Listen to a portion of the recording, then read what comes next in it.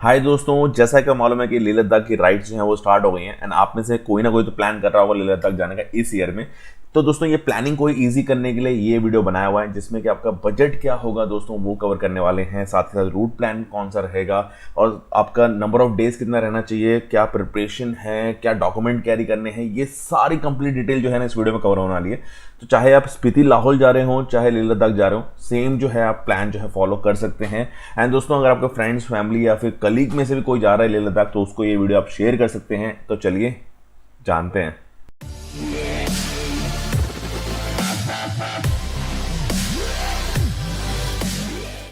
Before starting दोस्तों, अगर आपने मेरे चैनल को सब्सक्राइब नहीं किया जल्दी सब्सक्राइब कर लीजिए चैनल को, ताकि ऐसी इन्फॉर्मेटिव वीडियोस आपके लिए टाइम टाइम आ सके एंड आगे के एपिसोड जो हैं आप टाइम टाइम देख सकें। तो दोस्तों स्टार्ट करते हैं पहले मेन चीज़ से, जो कि है रूट प्लान। दोस्तों रूट प्लान पे ही जो है आपका बजट जो है, प्रिपरेशन जो है वो सब जो है डिपेंड करता है। तो पहले जो स्टार्ट करने वाले हैं वो है रूट प्लान। दोस्तों जो नॉर्मली जो सबसे ज़्यादा रूट जो फॉलो किए जाते हैं वो दो रूट हैं लेह लद्दाख ट्रिप के लिए।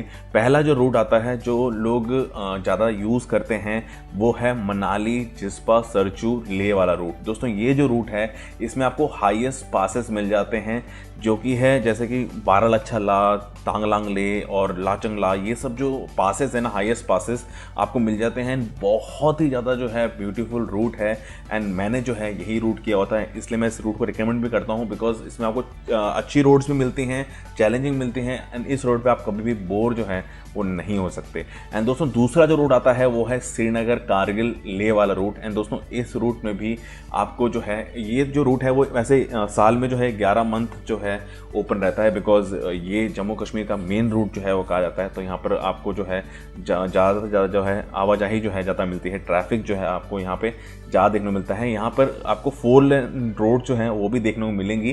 तो अगर आप बिगनर हैं तो मैं रिकमेंड करता हूँ कि श्रीनगर कारगिल वाला जो है अगर आप रूट करते हैं तो आपके लिए सही है। एंड दोस्तों अगर आपको ज़्यादा एडवेंचर चाहिए एंड मल्टीपल वेदर कंडीशन चाहिए तो दोस्तों मेरा टोटली रिकमेंडेशन है कि मनाली, जिस्पा, सरचू वाला जो लेह वाला जो रूट है ये आप ट्राई करिए। एंड एक्चुअल में आपको इसमें बहुत ज़्यादा मज़ा आएगा। एंड कई लोग जो हैं इस रूट पे सर्किट भी करते हैं। दोस्तों सर्किट वर्ड भी आपको सुनने मिला होगा लेह लद्दाख में। एंड दोस्तों ये जो होता है कि कई लोग जो है श्रीनगर, कारगिल, लेह करते हैं, फिर लेह से सरचू, जिस्पा, मनाली जो है इस तरह से पूरा सर्किट जो है, एक जो है पूरा सर्कल जो है वो कंप्लीट करते हैं। तो ऐसा भी चाहे तो आप कर सकते हैं।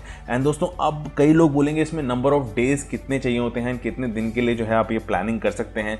तो दोस्तों अगर डेज की कैलकुलेशन की जाए, अगर मनाली से अगर आप रूट स्टार्ट करते हैं, जैसे जो मैंने स्टार्ट किया था, तो मैंने 3 डेज में कंप्लीट किया था लेह तक के लिए। तो 3 डेज मतलब मैंने मनाली से जिस्पा, जिस्पा से सरचू, सरचू से लेह। एंड दोस्तों लेह के फिर आसपास जो हैं अगर आप एरियाज़ घूमने जाते हैं, जैसे पैंगोंग लेक अगर आप जाना चाहते हैं, खरदुंगला जाना चाहते हैं या फिर नुब्रा वैली जाना चाहते हैं, तो इन सभी जगह के लिए जो है आपको अलग अलग जो है फिर डेज जो रखने पड़ेंगे। मतलब अगर आप टोटल नंबर ऑफ डेज देखें तो 3 दिन जाने के लिए और लेह में फिर आप वहाँ से 4 डेज़ मिनिमम चाहिए आपको वहाँ पर एक्सप्लोर करने के लिए। एंड दोस्तों फिर वहाँ से लेह से रिटर्न आने के लिए आपको 3 दिन चाहिए या 2 दिन चाहिए। आप इस तरह से कर सकते हैं। तो मिनिमम अगर हम बात करें तो आपको 10 to 12 डेज़ जो है मिनिमम प्लानिंग करके ले चलना होता है, जिससे आप अच्छे से एक्सप्लोर कर सकते हैं। इस रूट को आप और ज़्यादा कॉम्पैक्ट भी कर सकते हैं, बट कॉम्पैक्ट का रिकमेंडेशन मैं नहीं करता हूँ, बिकॉज बहुत ज़्यादा हेक्टिक हो जाएगा। डेली का जो टारगेट है आपका जो वो लंबा हो जाएगा। आप वैसे मनाली से लेह जो हैं 2 दिन में भी कवर कर सकते हैं। कई सारे जो एक्सट्रीम राइडर्स होते हैं, प्रोफेशनल राइडर्स होते हैं, वो 1 दिन में भी जो है मनाली लेह कर देते हैं। तो उसी चीज़ों के लिए मैं बिल्कुल भी रिकमेंड नहीं करता हूँ, बिकॉज जो मज़ा है इसमें वो जर्नी का है, ना कि डेस्टिनेशन का है। डेस्टिनेशन में जाने के बाद आपको नॉर्मल लगेगा, फील अच्छा लगेगा, बट हाँ जो जर्नी का मज़ा है मैं कहूँगा कि आप थोड़ा सा शॉर्ट रूट रखिए, लंबा टाइम लेके चलिए, जिससे कि आप जो है उस क्लाइमेट में जो है पूरे प्रॉपरली ढल सकें एंड आपको जो इन्जॉयमेंट के लिए, जिस एडवेंचर के लिए आप गए हुए हैं वो एक्चुअली आप कर सकें। तो ये था दोस्तों रूट प्लान, जिस तरह से आप कर सकते हैं। डिस्क्रिप्शन बॉक्स में इसका डिटेल मैं आपको दे दूंगा, तो आपको आइडिया भी हो जाए कितने किलोमीटर पे क्या क्या है। मेन जो मेरा रिकमेंडेशन अगेन बोल रहा हूँ, मनाली, जिस्पा, सरचू और लेह वाला रूट है, वो जरूर आप ट्राई करिए। एंड दोस्तों इसके बाद आता है वो है प्रिपरेशन जो है प्लानिंग का सबसे इम्पॉर्टेंट पार्ट है दोस्तों। अगर आप एडवेंचर ट्रिप कर रहे हैं, अगर आप प्रिपरेशन प्रॉपरली करते हैं तो आपका एडवेंचर जो है इंटरेस्टिंग रहेगा, वरना सफ़र भी बन सकता है, मतलब आप स्ट्रगल भी कर सकते हैं बहुत सारी चीज़ों के लिए।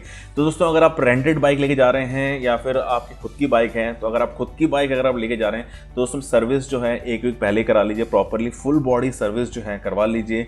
एंड दोस्तों अगर आप रेंटेड बाइक ले रहे हैं तो आप चंडीगढ़ या मनाली से जो है रेंटेड बाइक ले सकते हैं आराम से। जो क्लासिक का कॉस्ट होता है वो 1400 रुपये, 1300-1400 रुपये के आसपास आता है। एंड अगर आप स्टैंडर्ड इलेक्ट्रा या दूसरा मॉडल लेना चाहते हैं तो इसके आसपास जो है मॉडल जो है आपको मिल जाते हैं। मेन जो कॉस्ट रहता है वो 1200-1300 रुपये, 1400 रुपये जो है वो आपको देखने को मिलता है, पर डे का कॉस्ट होता है। इसमें पेट्रोल जो है इंक्लूडेड नहीं होता, पेट्रोल जो है अलग आता है, वो बजट सेक्शन में जो है हम कवर करेंगे जब अगर आप रेंटेड बाइक ले रहे हैं। तो दोस्तों इसके साथ में आपको बाइक के कुछ स्पेयर भी जो है कैरी करने होते हैं एंड राइडिंग के कुछ किट भी जो होते हैं वो कैरी करने होते हैं। तो दोस्तों प्रिपरेशन की जो चेकलिस्ट है वो थोड़ी लंबी है, तो मैं डिस्क्रिप्शन बॉक्स में उसका जो है डिटेल दे दूंगा। उसमें बहुत सारी चीज़ें, कौन से राइडिंग गियर्स आपको कैरी करने हैं, कौन से दोस्तों जो मेडिकल किट्स हैं आपको कैरी करनी हैं, कौन कौन से एसेंशियल स्पेयर पार्ट जो हैं मोटरसाइकिल के वो कैरी करने हैं, वो सारी डिटेल आपको जो है वो आपको मिल जाएंगे। एसेंशियल आइटम जो है उसकी चेकलिस्ट जो है मैंने जो कैरी किया हुआ था वो सेम जो है मैंने डिस्क्रिप्शन बॉक्स में जो है उसका लिस्ट जो है दिया हुआ है, आपके लिए भी ईजी होगा। वैसे लिस्ट लंबी है बट अगर आप जब उसको इकट्ठा करेंगे तो बहुत ही छोटी जगह पे जो है आप उसको ईजिली कैरी कर सकते हैं। दोस्तों एक और इम्पॉर्टेंट चीज़ है वो है डॉक्यूमेंट्स। दोस्तों डॉक्यूमेंट क्या क्या चीज़ें कैरी करने हैं ये भी बहुत सारे क्वेश्चन आते हैं। दोस्तों आपके बाइक के पूरे डॉक्यूमेंट्स आपके पास होने चाहिए, मतलब उसमें आरसी हो गया, इंश्योरेंस हो गया एंड पीओसी, ये तीनों चीज़ जो है वैलिड होने चाहिए। एंड दोस्तों उसके बाद आता है आपका आईडी प्रूफ, मतलब आपका फ़ोटो आईडी प्रूफ आपके पास होना चाहिए, चाहे वो ड्राइविंग लाइसेंस हो, चाहे वो वोटर आईडी हो, चाहे वो पासपोर्ट हो, चाहे वो पैन कार्ड हो, ये आपके पास जो है होना चाहिए। एंड इसकी एक्स्ट्रा कॉपीज़ जो हैं, फ़ोटो कॉपीज़ जो हैं आप साथ में रखिए, आपके लिए बहुत अच्छा रहेगा। एंड दोस्तों कुछ लिस्ट ऑफ कॉन्टैक्ट्स अगर आप रख लेते हैं या फिर एक छोटा सा मिनी मैप अगर आप रख लेते हैं, अगर आपका नेट इन केस वर्क नहीं करता तो ये भी जो है मेरी तरफ से एक ऑप्शन रहेगा अगर आप डॉक्यूमेंट कुछ कैरी करना चाहते हैं तो। एंड दोस्तों उसके बाद जो है कुछ और इलेक्ट्रिकल आइटम्स होती हैं छोटी मोटी जो आपको साथ में रख लेनी चाहिए, जैसे कि टॉर्च हो गया या मेमोरी कार्ड हो गया या फिर आपके पास कुछ चार्जर्स हैं, ये सब जो हैं छोटी मोटी चीज़ें हैं। और कैमरा वैमरा हो गए, इसके एसेसरीज हो गए, पावर बैंक हो गए, ये सब चीज़ें अगर आप कैरी करते हैं साथ में तो भी अच्छा रहेगा, बिकॉज कई जगह पे आपको लाइट्स नहीं मिलेंगी और अगर आपको वहाँ पे कुछ देखना है तो ये अपने मोबाइल चार्ज करने हैं, फ़ोटो खींचने हैं, तो इन सब चीज़ों के लिए एक्सेसरीज जो हैं अपने हिसाब से जहाँ प्लान कर सकते हैं। दोस्तों अब जो आता है मोस्ट इम्पॉर्टेंट चीज़ आता है जिसकी वजह से जो अपना जो प्लान है ना लेह लद्दाख का वो कैंसिल होता है, वो है बजट। अब दोस्तों किस बजट में जो है आप जो है लेह लद्दाख ट्रिप कर सकते हैं, ये सबसे ज़्यादा जो है क्वेश्चन आते हैं। तो दोस्तों आपको बता दूं कि लेह लद्दाख ट्रिप जो है आप 20,000 में भी कर सकते हैं। मतलब आप पूरा जो है लेह लद्दाख एक्सप्लोर भी कर सकते हैं एंड दोस्तों वहाँ से आ भी सकते हैं वापस आराम से 20,000 रुपीज़ के आसपास में। अगर आपकी बाइक खुद की है तो उसमें एक्स्ट्रा कॉस्ट जो पर डे पड़ जाएगा आपको वो है पेट्रोल, फूड एंड स्टे। अगर हम बात करें कि अगर आपकी खुद की बाइक है तो पेट्रोल का मिनिमम कॉस्ट जो रहने वाला है, क्योंकि एवरेज बाइक उतनी नहीं देती है 350 सीसी, क्योंकि हाई एल्टीट्यूड पे जो है ऑक्सीजन लेवल नहीं होता एंड फुल थ्रोटल पे आप बाइक चला रहे होते हैं, आप फर्स्ट सेकंड गियर में जो है पहाड़ियों पे चढ़ रहे होते हैं, इसकी वजह से जो है 25 से 30 के आसपास एवरेज देती है। तो आपका डेली का जो है कम से कम 500 से लेके 700 तक का जो तेल है ना वो जाने वाला है, तो इतना बजट आपको लेके चलना ही है। एंड दोस्तों फूड का जो है 500 टू लेके आप 800 तक का जो है 3 टाइम का जो है वो फूड ले सकते हैं। वैसे तो फूड बहुत सस्ता है, डिपेंड करता है आप कौन सा फूड जो है वहाँ पे खाते हैं। तो ये 500 टू 800 जो है फूड का हो गया। एंड स्टे जो है, स्टे भी यहाँ पे मल्टीपल तरीके से होती हैं, 300 रुपये में भी टेंट मिल जाते हैं दोस्तों और 1500 रुपये में टेंट मिलते हैं। तो आप कौन सा टेंट चूज़ करते हैं वो भी डिपेंड करता है। हम लेट्स सपोज हम एवरेज ले लेते हैं एक चीज़ का, तो हम कहते हैं कि 700 रुपये जो है पर स्टे पर पर्सन का जो है अगर लगता है, तो अगर टोटल अगर लें अगर मैक्सिमम कॉस्ट तो 2200 रुपये पर डे का होता है। अगर आप इसको 10 डेज़ के लिए अगर आप ट्रिप कर रहे हैं तो डायरेक्ट आपका 22,000 जो है कॉस्ट हो गया। अगर आप रेंटेड बाइक लेते हैं दोस्तों तो उसमें एक कॉस्ट रेंट का जो है वो पर डे का लगता है बाइक का, तो वो 1200, 1300 रुपये, 1400 रुपये होता है। तो अगर 1300 रुपये अप्रॉक्स रेट ले लेते हैं तो दोस्तों फिर आपका कॉस्ट जो है 3500 रुपये पर डे हो जाता है। पेट्रोल के साथ में, पेट्रोल फूड स्टे के साथ में।